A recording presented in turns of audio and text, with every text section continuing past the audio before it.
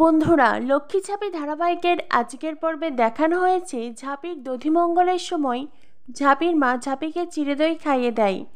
এরপরে দ্বীপের কাকিমুনিও ঝাঁপিকে খাইয়ে দেয়।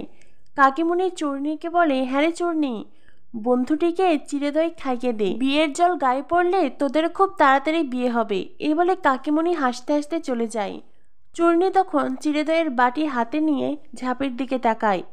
ঝাঁপি চূর্ণীকে বলে, পারলাম না রে, না পারলাম দীপদাকে ফেলতে, আর না পারলাম এই বিয়েটাকে আটকাতে। চূর্ণী তখন ঝাঁপিকে জড়িয়ে ধরে হু হু করে কাঁদতে থাকে। এরপরেই দুই বন্ধুর ইমোশনাল মুহূর্তের পরেই চূর্ণী ঝাঁপিকে চিরদই খাইয়ে দেয় আর কাঁদতে কাঁদতে ওখান থেকে চলে যায়। এদিকে কাসাই নীলদকে ফোন করে কাঁদতে থাকে। কাসাই বলে, ঝাঁপির বিয়ে হয়ে যাচ্ছে, আর এই বিয়েতে আমার মন পুরো ভেঙে গেছে।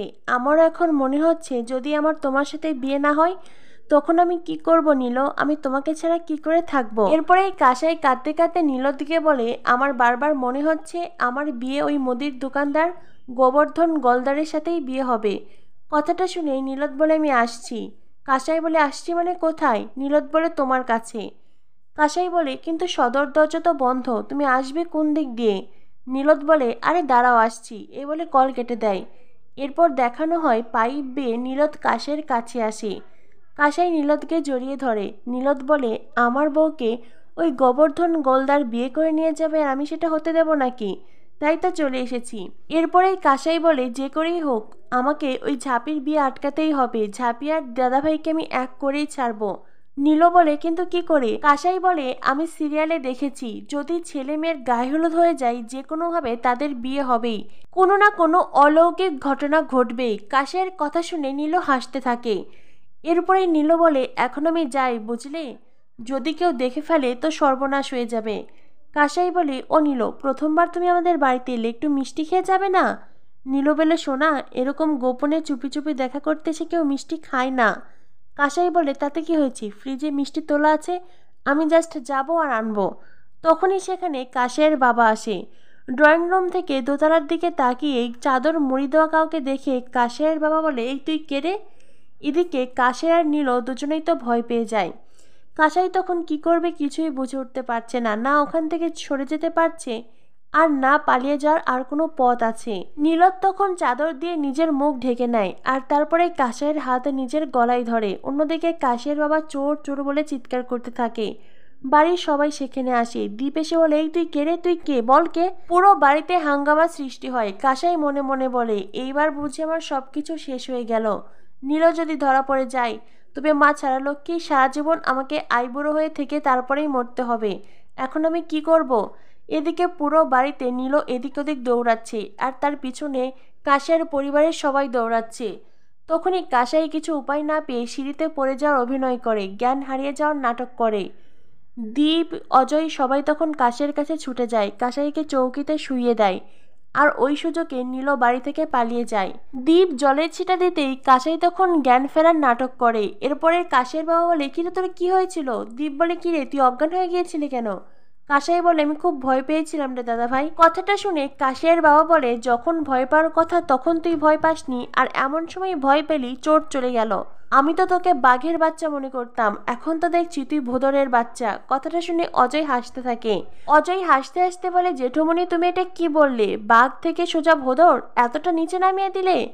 তখনই অজয়কে কাশের বাবা ধমক দিয়ে বলে, এই তুই চুপ করতো, চোরটা পালিয়ে গেল, ধরতেই পারলাম না। এদিকে কাসাই মনে মনে মা ছাড়ালক্ষ্মীর কাছে প্রার্থনা করে বলে, মা, এ যাত্রায় তুমি বাঁচিয়ে দিলে, এইবার দেখো আমি যেন আমার দীপদা আর ঝাঁপির বিয়েটা দিয়ে দিতে পারি। এদিকে দেখানো হয় ঝাঁপির গায়ে হলুদের আয়োজন চলছে। বাড়িতে আস্তে আস্তে অতিথিরা আসতে শুরু করেছে। দীপের পরিবারের সবাই আসছে। দীপের মা ঝাঁপিকে বলে, কিরে ঝাঁপি, খুব তো বলেছিলি বিয়ে করবি না, আর এখন এখন দেখি ঠিকই বিয়েতে রাজি হয়ে গেলি। আমি যেই মাঞ্চুর সাথে তোর বিয়ের প্রস্তাব এনেছিলাম, আমি তো শুনলাম তোর হবু বর নাকি ওই মাঞ্চুর লেভেলের।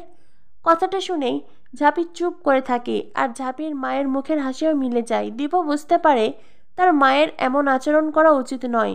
ঝাঁপি শুধু মনে মনে একটাই প্রার্থনা করে, হে মা ছাড়ালক্ষ্মী, তুমি আমার মনে শক্তি দাও। অন্যদিকে চূর্ণী এসে ঝাঁপিকে বলে, ঝাঁপি, গায়ে হলুদের সাজে তোকে খুব সুন্দর লাগছে রে, আমি তো চোখ ফেরাতেই পারছি না, কার জন্য এই সাজটা তোলা ছিল, আর আজ তুই কার জন্য এইভাবে সাজলি? এ বলে চূর্ণী চলে যায় আর ঝাঁপি একাধারে দীপের দিকে তাকিয়ে থাকে। দীপও ঝাঁপির দিকে তাকিয়ে আছে। তখনই ইনকা এসে ঝাঁপিকে বলে কংগ্রাচুলেশনস। এই বলে ইনকা ঝাঁপির সাথে হাত মেলাতে হাত বাড়িয়ে দেয়। ঝাঁপি তখন নমস্কার জানায়। ইনকা নিজের হাতে সরিয়ে নেয়।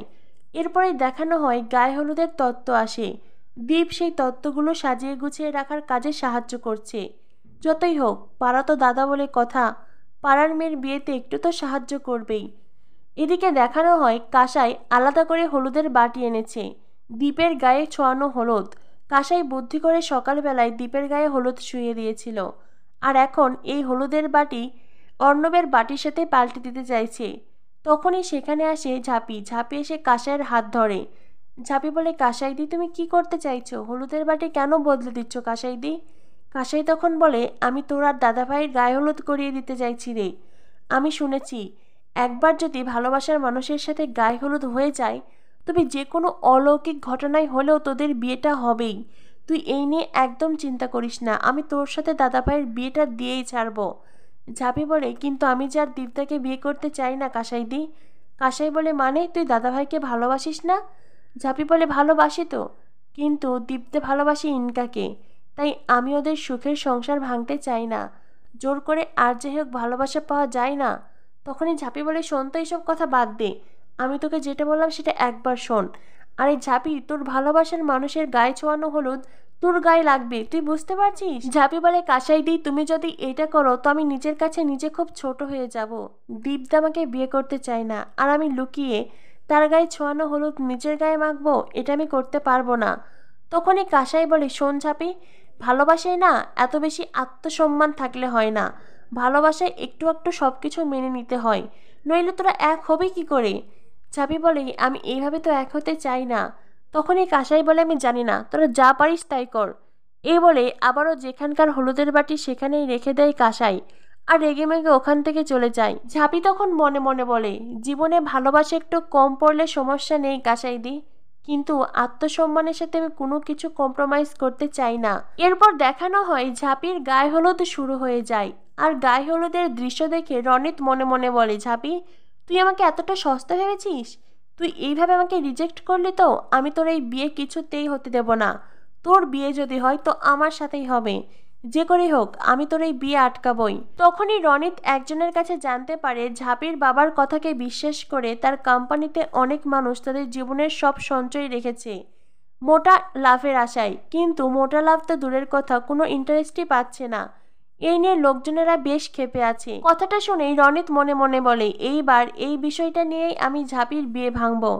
অন্যদিকে ঝাঁপির বাবা নিজের জীবনের সব সঞ্চয় ব্যয় করছে বড় মেয়ের বিয়ের জন্য। বিয়েটা ভেঙে গেলে ঝাঁপির বাবা সব দিক থেকেই ক্ষতিগ্রস্ত হবেন। আগামী পর্বে দেখানো হয় ঝাঁপি কল্পনায় দীপের সাথেই নিজের গায়ে হলুদ করে আর মনে মনে বলে, দীপদা কেন এমনটা হচ্ছে বলো তো? যতবার আমি তোমাকে দূরে সরিয়ে দিচ্ছি ততবারই তুমি কেন আমার সামনে আসছো? তো বন্ধুরা, কি হতে চলেছে লক্ষ্মীঝাঁপি ধারাবাহিকে? লক্ষ্মীঝাঁপি ধারাবাহিকের পরবর্তী আপডেট পেতে আমাদের সাথেই থেকো। ধন্যবাদ সবাইকে।